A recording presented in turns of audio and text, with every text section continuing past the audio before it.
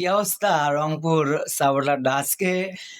আজকেও তো প্রায় ম্যাচ চলে যাচ্ছিল, যদি মাহমুদুল্লাহ এই ছোট্ট একটা অভিজ্ঞ প্লেয়ার, বা আমরা যারে বলি বুড়া প্লেয়ার, বুড়া চলে না, সে যদি এই 212 স্ট্রাইক রেটে ব্যাট না করতো, আজকেও রংপুর ম্যাচটা হারতো।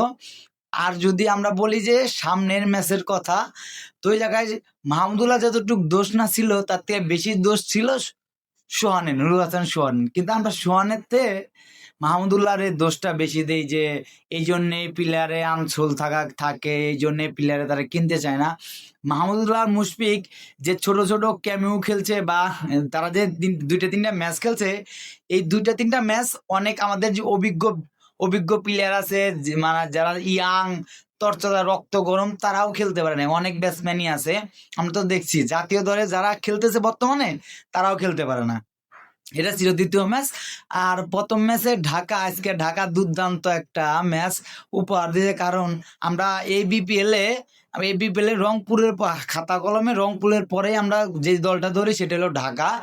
সেই ঢাকা আজকে ডাক মারছে। আর কি বলবো তাদেরকে, তাদের কোনো ব্যাটিংও প্রপারলি ভাবে ব্যাট করতে পারে না, একটু প্রপারলি ভাবে কোনো ব্যাটসম্যানই ব্যাট করতে পারে নাই। আমাদের সাইব হাসান ওপেনিং জাতীয় দলে, যাকে নিয়ে আমাদের অনেক আশা ভরসা, সে আজকেও ফেল। সাব্বির রহমান সেম। সাব্বির আজ সাব্বির রহমানের খেলাটা দেখার জন্য যেমন বসেছিলাম, সাইব হাসানের খেলাটা তেমন দেখার জন্য, যে তাদের পারফরমেন্সটা একটু ভালো হলে আমরা আর কি ম্যাচটা দেখলে একটু মজা পাবো।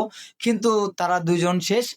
কিন্তু আমাদের বিসিবির টিম চিটাগাং, সে আজকে 10 উইকেটের বিশাল জয়, 10 উইকেটের বিশাল জয় লাভ করছে। আর আমাদের বিপিএল এর সবচেয়ে দামি খেলোয়াড় নাইম শেখ আজকে একটা ফিফটি স্কোরে একটা রান করছে। তো যাই হোক, নাইম আজকে দুর্দান্ত একটা ইনিংস খেলছে। চিটাগাং 10 উইকেটের যে বড় একটা জয়। আর ঢাকার বলার তো ব্যাটিং এর সাথে সাথে বলারও দুর্দান্ত বল, কারণ তাদেরকে আসলে কি বলবো ভাই, বলার নাই। যাই হোক, এই ছিল আজকে টোটাল খেলা। মোটামুটি রংপুর আর চিটাগাং জয়, ঢাকার সিলেট হার। যাই হোক, দেখা যাক, যেহেতু কালকে খেলা নেই, 4 তারিখে বিগ ম্যাচ ঢাকা বনাম